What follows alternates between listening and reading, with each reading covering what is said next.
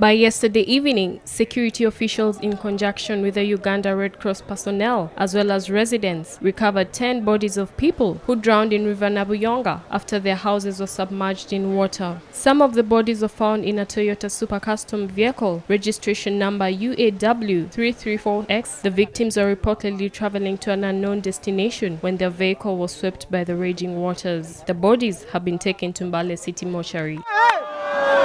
The death toll now stands at 23, and 3 other vehicles have been retrieved. People who have been operating businesses near Nabuyonga Bridge have registered losses. The businesses include garages, shops, hardware shops, and furniture shops.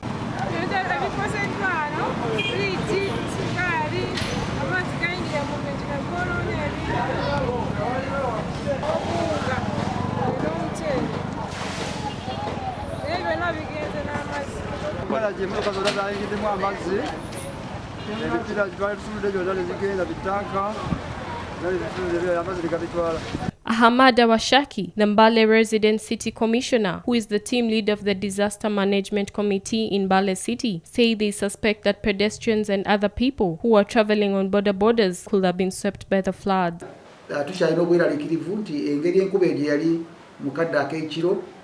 Waliwo kakati abantu nga bali kuba pichipichi bagwa mu mazzi naye obutafaana kona bana ab'emmotoka bagwa ne basigala mu mmotoka nga wadde nga bafa naye emirambo gisobodde okusinkanibwa mu kifo kimu bo bayinza okuba nga oluusi bwe yagwamu piki n'egweno naye n'agweno ettaka ate ne limubikka. Washaki says almost every ward in Mbale City was affected by the floods. Manyi nti abantu bangi bakosebwa, tusuubira nti amaka agawera nga 8 gayinza okuba nga gakoseddwa naye agali obubi ennyo tusuubira galinga mu 10 n'omusobyo.